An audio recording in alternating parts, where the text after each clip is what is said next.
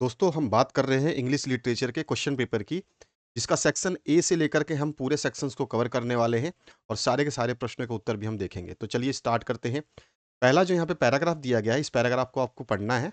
ये पार्ट में पैराग्राफ आता है आपका। तो money came into existence to answer a need of mankind. मनुष्य की आवश्यकताओं के लिए जो है मनी जो है एग्जिस्ट करने लग गई, यानी कि जो है ये प्रयोग में आने लगी। But this need did not arise until civilization had grown beyond its earlier stages. लेकिन जो है पैसे की कमी तब तक नहीं हुई थी जब तक जो है सिविलाइजेशन, जो हमारा कल्चर है, वो जो है अर्लियर स्टेजेस तक नहीं पहुंच गया। ठीक है। Primitive man lived bye hunting, each hunting only for himself and his family और ट्राइब। जो है अपने कबीले के लिए, अपने परिवार के लिए और अपने लिए जो है वो क्या करते थे, रहने के लिए जो है वो हंटिंग करते थे, शिकार करते थे। तब तक जो है जरूरत नहीं थी किसकी, मनी की। ठीक है। लेटर वैन, अब यहाँ पे at a such a stage when strangers were avoided और driven away, money and even trade were unnecessary. क्योंकि उस समय जो है स्ट्रेंजर्स थे, ठीक है, और जो है वो जो है ड्रिवन अवे नहीं होते थे, मतलब जो है दूसरी जगह पे नहीं जाने का जो ज़रूरत पड़ता था, ट्रेड करने की ज़रूरत नहीं पड़ती थी, तो मनी जो है उस समय भी नहीं देखने को मिलता था। Later when he had learn to domesticate wild animals, man lived an nomadic and pastoral life. इस तरह से ये पूरा का पूरा पैराग्राफ है। इस पैराग्राफ में पहला पैराग्राफ ये है, फिर दूसरा पैराग्राफ आप देख सकते हैं यहाँ पर, इसी पार्ट का दूसरा पैराग्राफ है ये। आगे बढ़ेंगे तो इसका तीसरा पैराग्राफ है, इसी का पैराग्राफ, ठीक है। और फिर आगे बढ़ेंगे तो इसमें चौथा पार्ट भी है। अब इससे रिलेटेड क्वेश्चंस पूछे गए हैं, पहले हम इन क्वेश्चंस के आंसर्स को कवर करते हैं। पैराग्राफ जरूर पढ़ना, एक बार पढ़ना बहुत जरूरी है आप लोगों को। यहाँ पर देखिए, money did not come into existent until, तो अभी अभी हमने पढ़ा था कि civilization had grown beyond its earlier stages. ये जो है क्वेश्चन पेपर में लिखा गया है। आप जैसे ही इसको देखते हो तो देखिए, civilization had gone beyond its earlier stages यहाँ पे लिखा है, ठीक है। But need did not arise until, ठीक है। तो यहाँ पे मनी एग्जिस्टेंस में तो आया था, लेकिन कब तक नीड नहीं हुआ था, जब civilization had grown beyond its earlier stages. तो यहाँ पर जो आंसर हो जाएगा, ये हो जाएगा आपका सी ऑप्शन, ठीक है। तो सी ऑप्शन जो है इसका करेक्ट आंसर हो जाएगा। अगला जो क्वेश्चन है उसकी बात करते हैं। यहाँ पूछा गया है सेकंड नंबर क्वेश्चन, देखिए। यहाँ पूछा गया, when human civilization began to settle down and cultivate the land, the division of labor increased and people specialized in। तो people जो है किस चीज में, जो जब ह्यूमन सिविलाइजेशन जो था, जो हमारी जनसंख्या थी, ठीक है, जो सोसाइटीज थी, वो सेटल डाउन होने लगी, कल्टीवेट करने लग गई, मतलब जो है खेती बाड़ी करने लग गई, कल्टीवेशन करने लग गई, ठीक है। Land the division of labour increases, और लेबर का जो है वहाँ पर जो है डिवीजन इंक्रीज होने लगा, मतलब उसकी आवश्यकता पड़ने लग गई। तो पीपल जो है स्पेशलाइज हो गए किसमें, क्राफ्ट एंड ट्रेड्स में, ठीक है। उन्होंने क्राफ्ट करना शुरू कर दिया और ट्रेडिंग करना शुरू कर दिया। For many years the standard money of China was तेल विच वॉज। तो ये तेल जो थी, ये चाइना की मनी थी, स्टैंडर्ड मनी थी, ठीक है। वो क्या थी, तो ये note A coin but A weight of silver, ठीक है। ये कोइन तो नहीं थी, लेकिन एक सिल्वर का भार थी। यहाँ पे बी ऑप्शन करेक्ट हो जाएगा, पैराग्राफ में ये लिखा गया है। आगे आ जाइए नेक्स्ट क्वेश्चन की तरफ। अगला जो क्वेश्चन है, अब आपको रिटर्न देना है। What necessitate the people to think of having a common medium of exchange. किस चीज को जो है इंसान, किस चीज ने इंसान को जो है मजबूर कर दिया सोचने में कि जो है एक कॉमन मीडियम हमें एक्सचेंज के लिए चाहिए, जो है हम किसी चीज का सौदा कर सके। तो in exchange for their surplus, ठीक है, the people wanted something which would give them the power to choose what they want from the surpluses of other people. जो उनको एक ऐसी चीज चाहिए थी जो उनके पास हो, जिससे वो कोई भी सामग्री को चूज कर सके, ठीक है। उसके लिए जो है उनको जो है क्या करना नहीं पड़े कि भैया मेरे को 2 बकरी दे दो और तुम मेरी 1 भैंस ले लो, ऐसा पहले होता था, ठीक है, जब मनी एग्जिस्टेंस में नहीं थी। जब मनी एग्जिस्टेंस में आई तो मीडियम ऑफ एक्सचेंज बना, और उसके हिसाब से इस पैराग्राफ में ये सब चीज लिखा गया है। So they think necessitate to think of having a common medium of exchange. ठीक है, इस तरह से पैराग्राफ में से आपको समझ समझ के लिखना है। अगला जो है इसमें पूछा गया है why it is necessary for the government to mind coins, mint coins, मतलब कॉइन्स को छापने की जरूरत क्यों पड़ी। It is necessary for the government to mint coins because some modern communities have used coin for pocket money and small change. ठीक है, उन्हें सिक्के की जरूरत इसलिए पड़ी कि कुछ लोग तो पॉकेट मनी के रूप में इसको इस्तेमाल करने लग गए, करना चाहते थे, और कुछ जो है खुले रखना चाहते थे, ठीक है, पॉकेट में अपने, तो इसलिए। आगे देखिए next question. It was unlikely that A shoemaker need surplus of corn would always find that the farmer would take shoe in exchange। जब पैसे नहीं थे तो अगर कोई शू मेकर है जो जूते बनाता है, मोची है, तो उसको ऐसे आदमी को ढूंढना पड़ता था जिसको जूते की जरूरत हो, तभी जो है उससे वो चीज ले सकता है जो उसको जरूरत हो। यानी कि जो जूते देने वाला बनाने वाला है वो जूता ही दे सकता है, तो उसके बदले में ऐसा उसको इंसान ढूंढना पड़ेगा जिसको जूते की जरूरत हो, तो उससे वो कुछ ले सकता है सरप्लस के रूप में। Find the word from the passage which mean the following. सबसे पहले वेरी अर्ली, वेरी अर्ली मतलब प्रिमिटिव होता है, प्राचीन जो है उसकी बात हो रही है, प्रिमिटिव। ठीक है, ये हो गया इसका आंसर। नेक्स्ट जो है बिजनेस डीलिंग, बिजनेस डीलिंग को हम बिजनेस ट्रांजेक्शन बोलेंगे। कौन कौन से पैराग्राफ में से आपको सर्च करना था, पैरा एक में से इसका आंसर सर्च करना था, पैरा थ्री में से आपको इसका आंसर सर्च करना था। फिर आपका सेकंड जो है पैराग्राफ आता है वो है आपका पोएम। ठीक है, पोएम टाइप आएगा। Under a spreading chestnut tree the village smithy stand the smith a mighty man is he with large and sinewy hands. तो इस तरह से ये पैराग्राफ है, छोटा सा पैराग्राफ है, ज़्यादा लंबा चौड़ा नहीं है। इसको जैसे ही पढ़ोगे तो आपको समझ में आ जाएगा। आ जाइए इसके प्रश्नों को देख लेते हैं। सबसे पहला जो प्रश्न पूछा गया है, द विलेज स्मिथ हैज़, तो अभी अभी हमने पढ़ा लार्ज एंड मस्कुलर हैंड्स थे उसके, तो यहाँ पे डी ऑप्शन जो है करेक्ट हो जाएगा। नेक्स्ट जो क्वेश्चन है उसकी बात करते हैं। यहाँ पर पूछा गया आपसे हिज फेस इज, तो उसका फेस कैसा था, सब कुछ इसमें लिखा है। उसका फेस जो है ब्राउन था। ठीक है, तो यहाँ पर जो है आप देखोगे तो यहाँ पे आपको उसका फेस भी मिल जाएगा। थोड़ा सा नीचे आ जाइए, फेस देख लीजिए। यहाँ पे देखो ये लिखा है ना, his face is like tan, तो टैन तो आपको दिया नहीं, तो टैन का जो है मीन हो जाता है आपका ब्राउन। इसमें ऑप्शन नहीं है आपका टैन का, तो यहाँ पे ब्राउन जो है इसका राइट आंसर हो जाएगा। नेक्स्ट जो क्वेश्चन है इसमें, लाइक एक सेक्सटोन रिंगिंग डिवाइस इज यूज, तो ये सेक्सटोन रिंगिंग डिवाइस जो है किस चीज़ का प्रकट करती है, कौन से अलंकार को प्रकट करती है आपको बताना है। डिवाइस पूछा गया, अलंकार पूछा गया है, तो स्माइल है इसमें उपमा अलंकार दिखाया गया है, तो ठीक है। बाकी मेटाफोर होता है तो रूपक होता है, और अल्टरेशन होता है तो आपका अनुप्रास होता है। तो इसमें से आपका जो है आंसर हो जाएगा उपमा यानी कि स्माइल। इसके बाद जो है नेक्स्ट क्वेश्चन पूछा गया, how does the blacksmith look like, तो अभी अभी हमने पढ़ा था blacksmith has long black hair, his face has turn brow. उसके बाद जो नेक्स्ट क्वेश्चन है इसमें पूछा गया है, what is the source of livelihood of black Smith, तो क्या सोर्स था उसके जीने का। The source of life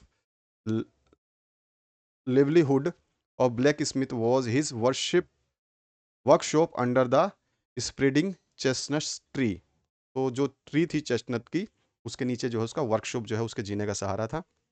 next है what is the meaning of brownie, brownie मतलब होता है फिजिकली स्ट्रांग।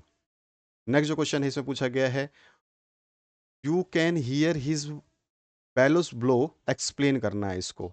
तो यहाँ पर जो है एक्सप्लेन कर दिया है, the hardship and the trials one must face in life to achieve anything is like the burning forge of life. Burning forge जैसे कि धधकते हुए आग में आपने देखा होगा लोहार जो है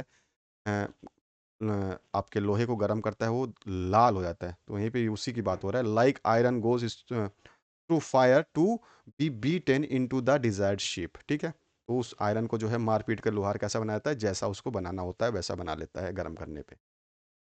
find the similar word from the following from the poem, तो मस्कुलर, मस्कुलर मतलब साइनवी, तो अभी अभी हमने देखा था, तो यहाँ पे जो है इसका आंसर हो जाएगा। नेक्स्ट जो क्वेश्चन है सेक्शन बी की बात करते हैं। तो आपको जो है इन टॉपिक्स जो दिए गए हैं, इन दोनों टॉपिक्स में से जो है आपको एक एस्से लिखना है, और एस्से का जो टॉपिक है इसमें एक मोबाइल एडिक्शन है जो कि आज की डेट में बहुत ज़्यादा कॉमन है।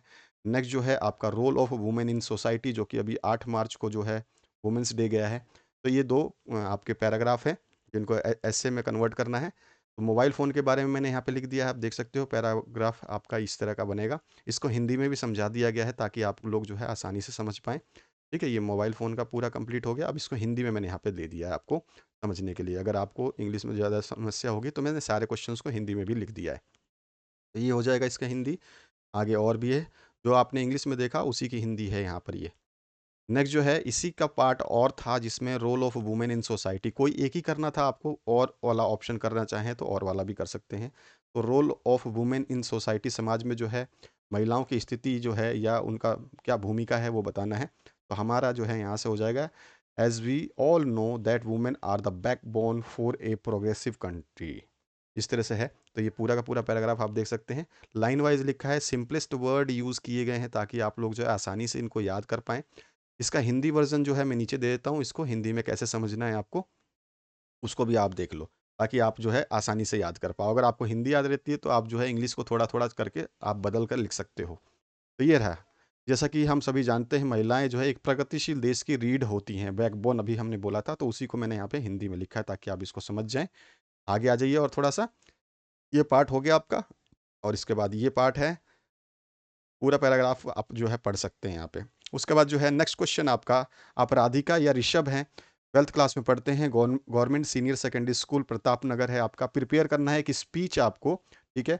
वो आप डिलीवर करेंगे मॉर्निंग असेंबली में, जो आपके सुबह प्रेयर होती है उस समय। 150 से 200 वर्ड होने चाहिए। टॉपिक है आपका importance of yoga in students life, ठीक है? तो इस तरह से आप government senior secondary school Pratap Nagar लिखोगे, जो कि आपको एड्रेस दिया हुआ है, और नीचे लिख दोगे टॉपिक जो है importance of yoga in students life. उसके बाद जो है good morning everyone, is respected teacher and my dear friends, I am Radhika. आप राधिका हैं तो राधिका लिखिए, ऋषभ हैं तो ऋषभ लिखिए, या लड़का लड़की कोई भी यूज़ कर सकता है अपना नाम, चाहे तो कुछ भी, ठीक है? ज़रूरी नहीं है कि आप जो है लड़की हैं तो ही राधिका लिखें, आप लड़के हैं तो भी आप राधिका लिख सकते हैं अगर आपको यूज़ करना हो तो। तो यहाँ पर जो है ये पैराग्राफ बन जाएगा इस तरह से। इस पैराग्राफ को आप पढ़ लीजिएगा आसानी से, जो है योगा के बारे में जो है इंपॉर्टेंस बताया गया है। इसको हिंदी में नीचे समझा देता हूँ मैं आपको, यहाँ पे देख सकते हो ये हिंदी में है। सभी को सुप्रभात आदरणीय शिक्षकगण और मेरे प्यारे दोस्तों, मैं राधिका सरकारी स्कूल में 12वीं कक्षा में पढ़ती हूँ। इस तरह से जो है सीनियर सेकेंडरी स्कूल जो है यहाँ पर सीनियर सेकेंडरी स्कूल हो जाएगा, ठीक है? अब ये है आपका हिंदी वर्ज़न, जो कि आप लोगों को समझने के लिए ज़रूरी है। अब इसके बाद जो है नेक्स्ट पार्ट की बात करते हैं इसी में।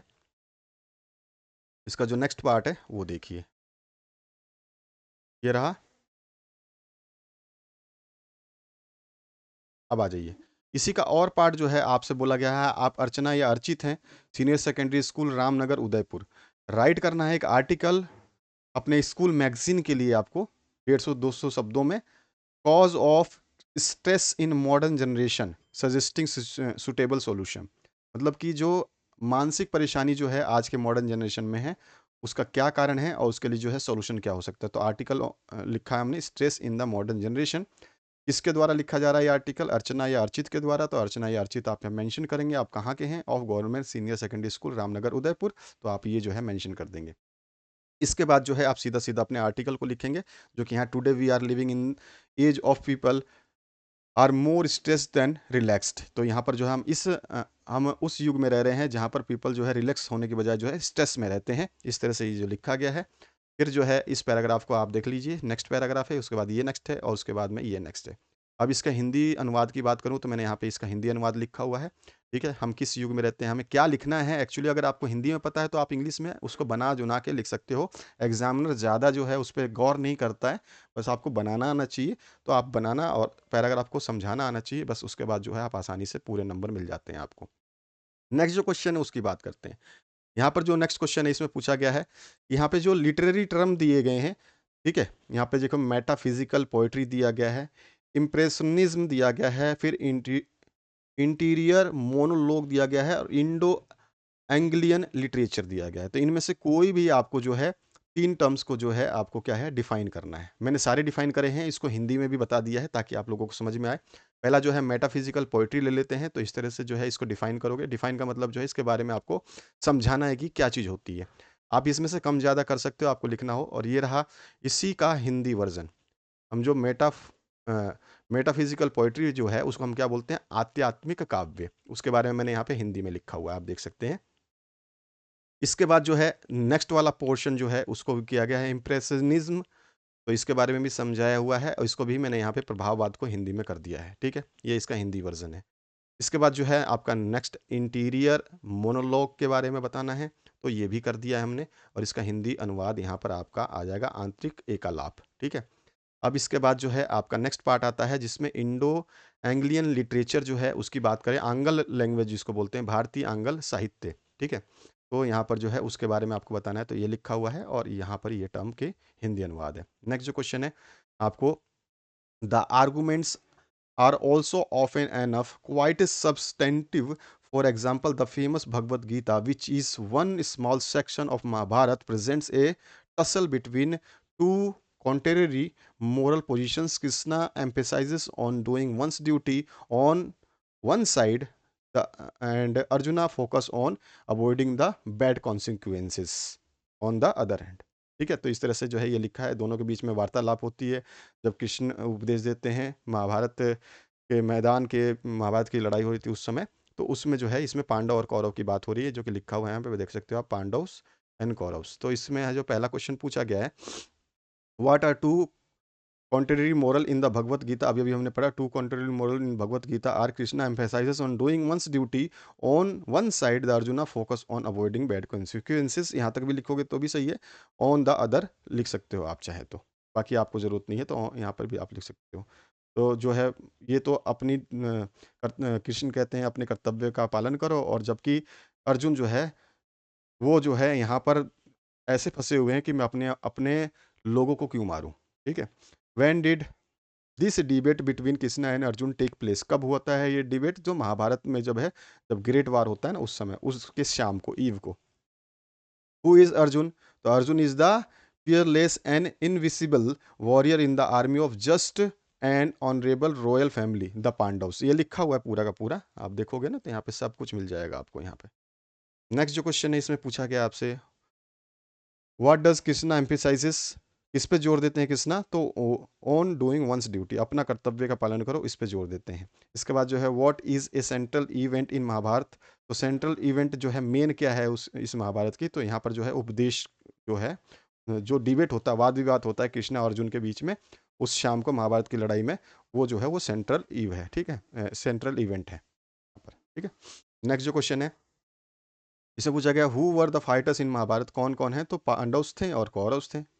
नेक्स्ट जो क्वेश्चन है इसे पूछा गया, why do you think mister Margolin had the curious experience at the wedding half. इसी में और ऑप्शन पूछा गया है, give the central idea of the story 1 centimetre. दोनों क्वेश्चंस के आंसर मैंने हिंदी में भी दिया है, इंग्लिश में भी दिया है। पहला जो क्वेश्चन है उसका आंसर देखो, डॉक्टर मार्गोलिन का जो है आंसर मैंने यहाँ पे दिया है, ठीक है, ये रहा इसका हिंदी अनुवाद।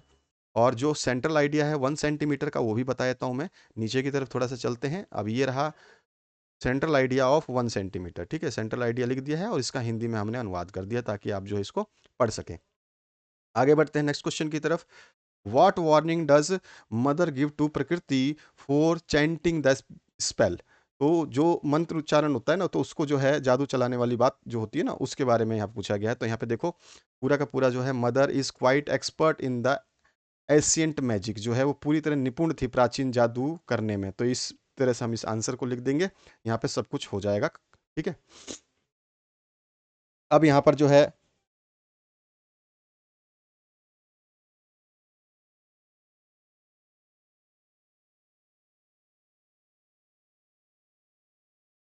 14 नंबर क्वेश्चन, यहाँ पे देखिए, right character sketch of Manjula.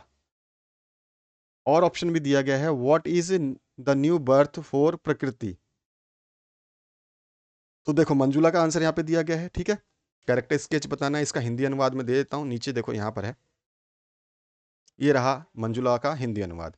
और इसी का जो प्रकृति का देना है, हमें क्या देना है, इसका भी करेक्ट न्यू बर्थ बताना है, कैसे उसने नया बर्थ लिया वो बताना है। प्रकृति, what is the new birth for प्रकृति, प्रकृति के लिए जो है नया जन्म क्या था ये बताना है। तो ये रहा इसका आंसर, हिंदी में भी इंग्लिश में भी। आइए नेक्स्ट क्वेश्चन की बात करते हैं। यहाँ पर जो है एक एक्सट्रैक्ट दिया गया है, इस एक्सट्रैक्ट को पढ़ना है, ये पूरा का पूरा एक्सट्रैक्ट यहाँ तक है। इस एक्सट्रैक्ट को पढ़ने के बाद में पहला क्वेश्चन का आंसर देना है, when will the greed and time come to an end, कब जो है आपका कहते हैं लालच और जो है समाप्त हो जाता है, ठीक है, लालच और समय जो है समाप्त हो जाता है, ये बताया गया है। तो कवि के अनुसार जो है आपको बताना है, तो इसका आंसर मैंने हिंदी में भी लिखा है। नेक्स्ट जो क्वेश्चन है उसके बाद पूछा गया है, what will happen when time has consumed every bad thing. जब जो है हर चीज़, बुरी चीज़ को जब समय निगल लेगा या भक्षण कर देगा उसका, तो उस समय जो है क्या होगा, ये आपसे पूछा गया है। तो इसका आंसर ये रहा। नेक्स्ट जो क्वेश्चन है इसमें पूछा गया आपसे, एक्सप्लेन द मीनिंग ऑफ एंटोम्बेड। ठीक है, तो यहाँ पर जो है इसका मतलब होता है बुरिड और हाइड। ठीक है, यानी कि छिपा दिया, दबा दिया या दफन कर दिया गया। What is the theme of our extract. इस पूरे एक्सट्रैक्ट जो आपने कविता पढ़ी थी, इसकी थीम क्या है, कहना क्या चाहता है। ठीक है, तो यहाँ पर जो है इसका आंसर हो गया। नेक्स्ट जो क्वेश्चन इसमें पूछा गया है, what is meaning of eternity. Eternity का मतलब होता है अंतहीन या अनंत। नेक्स्ट जो क्वेश्चन है इसी में और पार्ट में भी आपको दिया गया है ये कविता सी। इसमें पूछा गया आपसे, व्हाट ब्रिंग्स पीस। तो यहाँ पर जो है इसका आंसर आप देख सकते हैं, मैंने हिंदी में भी यहाँ पे अनुवाद कर दिया है। What does cruelty spread in the society. How does, कैसे जो है क्रुएलिटी जो है, क्रूरता जो है सोसाइटी में फैलती है, ये आपको बतानी है। तो ये रहा इसका आंसर। वो what is the device use in cruelty. Cruelty में जो है यानी कि क्रूरता में कौन सा अलंकार जो है इसमें आपको दिखाई दे रहा है। पेर्सोनिफिकेशन जो है अलंकार इसमें दिखाई देगा। ठीक है, मानवीयकरण अलंकार जिसको बोलते हैं। नेक्स्ट जो क्वेश्चन है कि क्रुएलिटी जो है मानव से रिलेटेड है, इसीलिए इसमें मानवीकरण अलंकार आया है। What is the effect of cruelty, क्या इसका प्रभाव पड़ता है क्रूरता का। तो इसका आंसर यहाँ पर है, who is the poet of the above extract. तो कौन है इसके लेखक, साथ ही साथ what does his refer to in the last line of the extract. तो लास्ट लाइन में हिज कहाँ किसके लिए रेफर किया गया है, क्रूएलिटी के लिए, जो आप क्रूरता है उसके लिए किया गया है। नेक्स्ट जो क्वेश्चन है, what is the contrast between liveliness of swans and human life. ठीक है, तो यहाँ पर जो है स्वान एंड कुल से है आपका। तो हंस और जो है हंस में और आपका, और हंस में और मानव जीवन में जो है क्या आपका इसमें संबंध स्थापित होता है, वो आपको बताना है। ठीक है, ये चीज़ यहाँ पे बताई गई है। तो इसका हिंदी अनुवाद से पढ़ोगे तो आपको पूरा समझ में आ जाएगा। नेक्स्ट जो क्वेश्चन है इसी के और पार्ट में, what is a vision in dream in the poem Kubla Khan. तो इसी का और पार्ट है, अगर आप वो नहीं करना चाहते तो ये वाला कर सकते हो। इसका ये आंसर है और इसका हिंदी में नीचे जो है इसका अनुवाद है। यहाँ पर जो है नेक्स्ट क्वेश्चन है, how does Blake equalize God and man. इसी में और ऑप्शन है, how does Milton take inspiration from Shakespeare's writings. तो दोनों क्वेश्चन में से कोई एक ही करना है आपको, दोनों क्वेश्चंस यहाँ पे किए गए हैं। पहला जो है आपका यहाँ पे Blake equalize God and man कैसे करता है, तो आपको ईश्वर का बताना है और इंसान के बारे में। तो यहाँ पे कवि के अनुसार बता देंगे। और इसी का और पार्ट जो है जिसमें मिल्टन ने कैसे इंस्पिरेशन ली है शेक्सपियर की राइटिंग से, तो यहाँ पर जो है इसका आंसर हो जाएगा। इसका जो है मैंने हिंदी अनुवाद दे दिया है। आगे बढ़ते हैं नेक्स्ट क्वेश्चन की तरफ। Write the cause in detail about the hermit to be called hero a tiger of for Malgudi. और ऑप्शन में है, describe the end of the tiger's family. तो दोनों में से कोई एक ही क्वेश्चन करना है। पहले क्वेश्चन का आंसर जो है ये हो जाएगा। ठीक है, और इसका हिंदी अनुवाद जो है मैं आपको बता देता हूँ। ये रहा इसका हिंदी अनुवाद। और इसी के और पार्ट की बात करते हैं, तो और पार्ट जो है डिस्क्राइब करना है एंड ऑफ टाइगर्स फैमिली। तो कैसे उसकी टाइगर फैमिली ख़त्म हुई थी वो सारी कहानी बतानी है आपको। तो यहाँ पर जो है ये इसका आंसर हो जाएगा। ये इसका हिंदी अनुवाद है जिसमें आप आसानी से समझ पाओगे कि इस पैराग्राफ में क्या लिखा हुआ है। इसके बाद जो नेक्स्ट क्वेश्चन है इसमें पूछेगा, which is the character whose fall and a fleet has been mention in a tiger for Malgudi. आपको बताना है वो कौन सा कैरेक्टर है जिसके गिरने और उठने की कहानी जो है टाइगर ऑफ फॉर मालगुडी में बताई गई है। और इसी में नेक्स्ट जो क्वेश्चन पूछा गया, if you brood on your improvements rather than your shortcomings you will be happier, who said this and why in a tiger for Malgudi. तो यहाँ पर जो है इसका आंसर, दोनों के आंसर्स मैंने दिए हैं। पहले वाले क्वेश्चन का अफ्लिप्ट और डाउनफॉल की बात किसकी कही गई है, और साथ में जो स्टेटमेंट है ये किसने कहा था। तो यहाँ पर जो है ये फॉल एंड अफ्लिट की बात कर लेते हैं। तो यहाँ पर जो है इसका आंसर ये हो जाएगा। और इसके जो है हिंदी अनुवाद की बात करूँ तो मैंने यहाँ पे दे दिया है पैराग्राफ वाइज। और इसके बाद जो है इसी का और ऑप्शन जो था जिसमें स्टेटमेंट कही गई है, यू विल बी हैप्पियर वाला, तो ये जो है स्टेटमेंट किसने कहा था और क्यों कहा था, ये आपको बताना है, ठीक है। तो यहाँ पर जो है इसका आंसर भी आप देख सकते हैं। तो इस तरह से आपका जो है ये पूरा सॉल्यूशन कंप्लीट होता है। अपने सॉल्यूशंस को अपने दोस्तों के साथ में शेयर कर सकते हैं, इनको अच्छे तरीके से तैयार करिए। आपको बेहतरीन लगा हो ये सॉल्यूशन, क्योंकि इसको हिंदी और इंग्लिश दोनों लैंग्वेज में दिया गया है, क्योंकि ये आपका जो है पूरा लिटरेचर सेक्शन में बहुत सारा जो है आपको मेहनत करना पड़ता है, तो आप अच्छे से मेहनत कीजिए। बाकी आपने क्वेश्चन पेपर देख लीजिए, जो भी आपको सॉल्यूशंस चाहिए वो सारे उपलब्ध हो रहे हैं, उनको आप ज़रूर चेक करें। यदि आप अपना क्वेश्चन पेपर सॉल्व करवाना चाहते हैं इंग्लिश लिटरेचर का, तो आप हमारे व्हाट्सएप नंबर 8469022568 पर भेज सकते हैं, साफ साफ PDF बना करके। तो इस व्हाट्सएप नंबर पे आप भेज सकते हैं अपना पेपर, अगर आपको उसको सॉल्यूशन चाहिए। Thank you very much, have a good day.